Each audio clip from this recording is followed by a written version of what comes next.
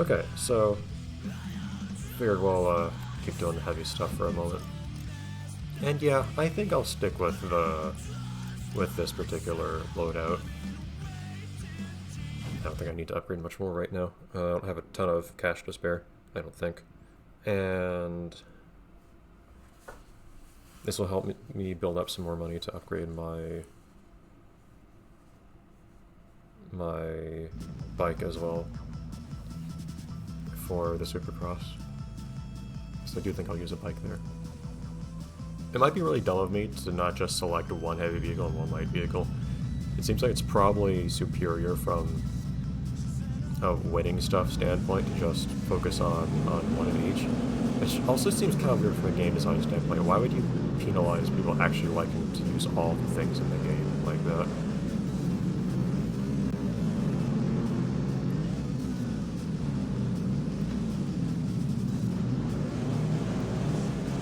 But yeah, this is a different course than the last co we were at, right? I think so. And you want to think you'd have the same for both of them, because they're such different vehicles, it wouldn't make sense to have the same course for heavy and light vehicles. I wonder if it's actually a separate map or not. I'm not sure.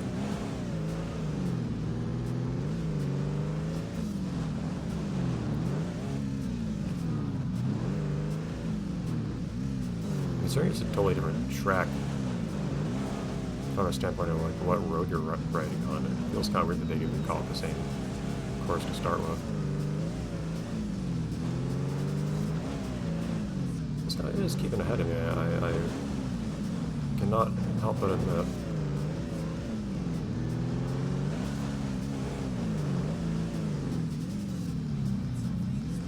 There are lots of really hard turns here. This is what I'm struggling with. I'm wondering if I should actually use the... If I don't manage to win this race, I think my first remedy will be switching to the handling-oriented vehicle. Because what's really killing me here is all these turns. I can't even turn hard enough on them either.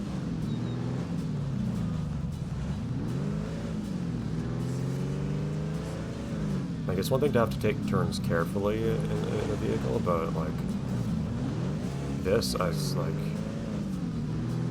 the turning radius that these turns ask of you is just smaller than what my vehicle is even capable of, it feels like.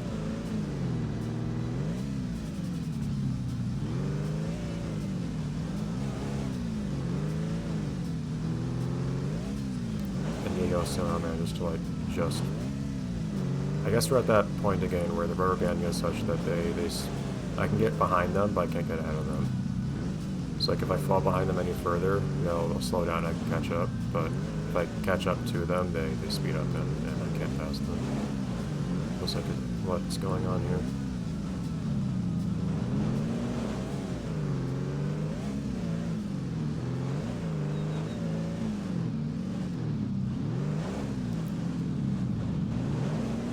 That turn better at least.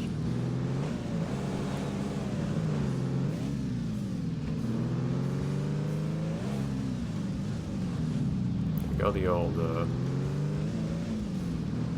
use your opponent to make a tighter turn thing. Now that we've passed, we might be okay. But I am of the opinion that this was probably not the correct vehicle to use for this. I probably should have used the better handling vehicle.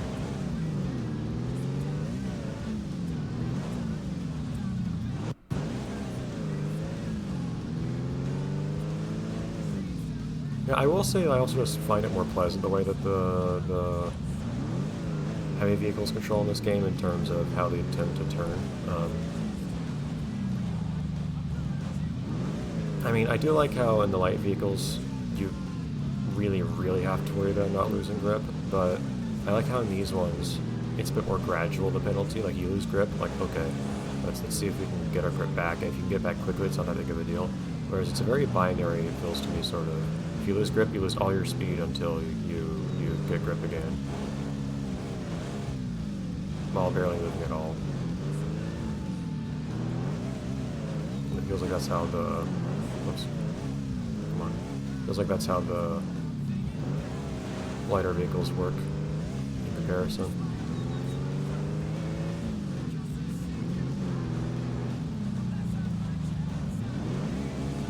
Oh, shoot.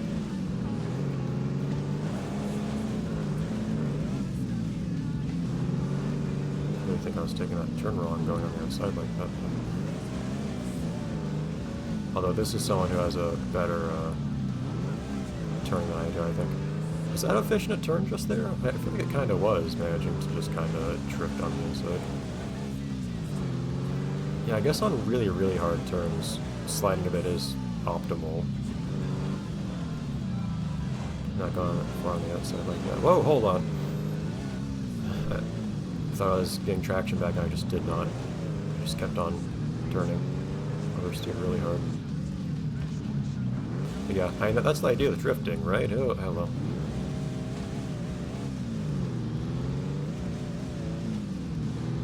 That's the idea of drifting.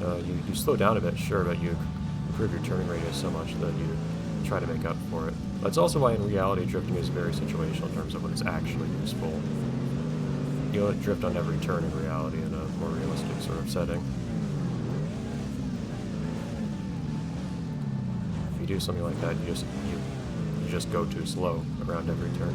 Aside from the fact that, like, if you're going especially realistic, it ruins your tires basically immediately.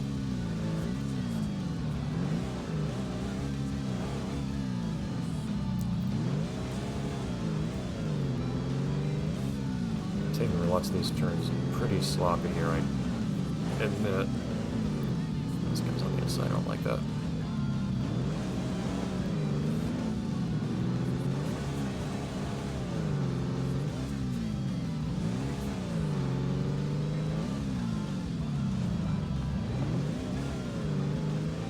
Yeah, though, see, here, in light vehicles I just find it frustrating when I'm kind of fighting someone for first. In heavy vehicles, I don't know, I find something so much more engaging about the, that was bad. Could have been a lot worse than it was, without doubt. I find something very engaging about... Come on, man. About just trying to take these turns as well as possible. I guess part of it again is, though, that a big part of the light vehicles is taking jumps efficiently. And I might just be bad at that considering how I seem to have a much harder time keeping up with the AI in light vehicles and heavy vehicles. Or maybe the heavy vehicles are just made easier, I don't know.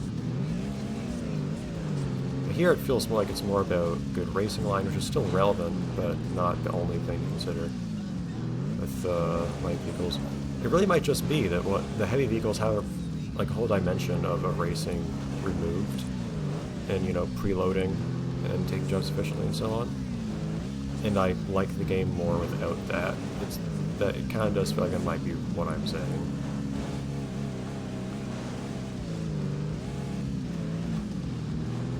I've discovered that I like the game more with a particular core aspect removed. Which feels kind of bad to say, but...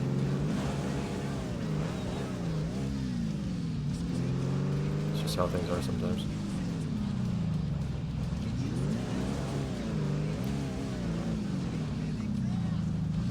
Yeah, I'm finding it's pretty good to take these turns really hard on the inside when I can handle it. I think a lot of my best turns are a result of me doing precisely that.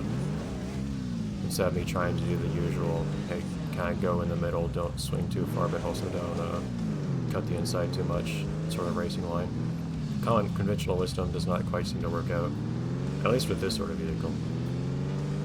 Also, I did a lot of sliding and whatnot today, apparently, although I got some really big 3x combos, I think, too. But I made a lot of money off of that, compared to my opponents. Like, look at that. This one race gave me like an entire championship's worth of money, like an actual, you won a championship first place quantity of money. That is insane. Why are these balanced like that? Back in the Offroad Fury 3, there was no point to getting points in a race. Just the money you got for it was worthless. You got nothing. Here, it dwarfs anything else. Especially here in the heavy vehicles where I can't even avoid getting the points too much. In the light vehicles, if I was doing tricks in the races, I could get a lot more money than I do. In fact, I probably could get like this quantity of money. You could probably get a lot more money than anywhere else. Of course, you also get tons of money, I think, from freestyle down here for the very same reason. Anyhow, yeah, balancing is still not completely there in this game, I feel like. Curious what an Offroad Fury 5 would be like, trying to really nail those things down. But that never happened.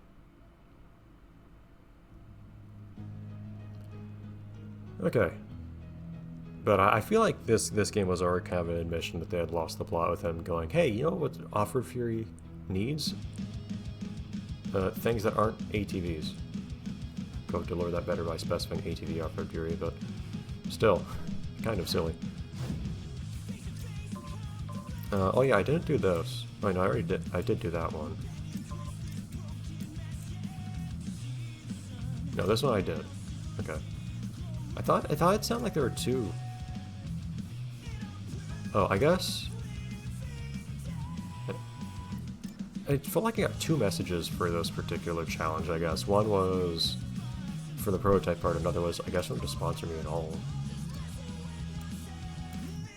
Whatever. Okay. So, we have Supercross now. Oh boy. I don't look forward to this because I never look forward to Supercross. It didn't feel too bad last time, but that's probably more because...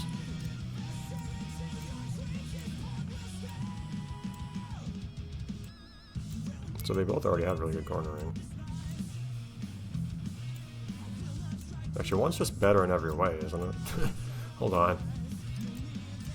Because one has an upgrade already, doesn't it? Does it? Have I upgraded anything in this thing? Hold on.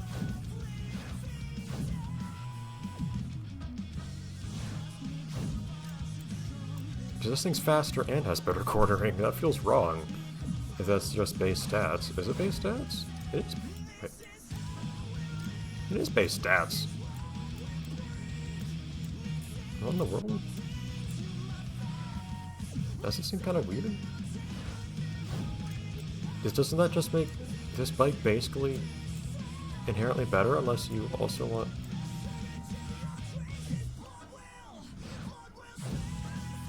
Yeah, what? I'm confused now by these two bikes. Unless you don't want marginally increased horsepower or higher cornering for some reason? I don't know why you wouldn't. I don't know if I really see any point in the breadcrumbs that they have for the menu on the top of the screen here. Anyways. It doesn't really increase horsepower much. I mean, it feels kind of bad going into this with stock, but I'll show you see how much it adds up if you add all of these together.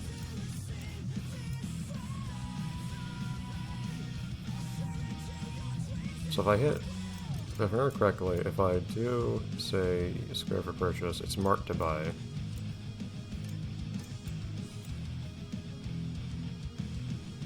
I won't actually buy any of it.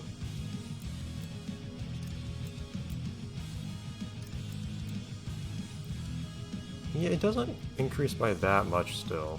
37.4 versus... That's a pretty good proportional increase, I guess. I still don't know if how much what the better gearbox really contributes, I have to admit. Weird how this gearbox actually increases horsepower. I just don't know what the direct effect of this is going to be. I know if I have a better gearbox, I can at least change the gear ratio. Do I want this to be lighter? Again, it makes like no difference. Okay, well, whatever, I guess. Next time, I guess we'll just use the better bike, but I don't feel like there's much I can do to get an edge against everyone unless I put a lot of money into marginally increasing my engine, and even then, well, and increase my engine by like 5%. No, not 5%, like 20%, I guess. It's something. I guess in a way 20% is pretty remarkable. That's a lot of money that would cost. I don't know if I want to do that. I don't know. I guess we'll see. We'll do this next time.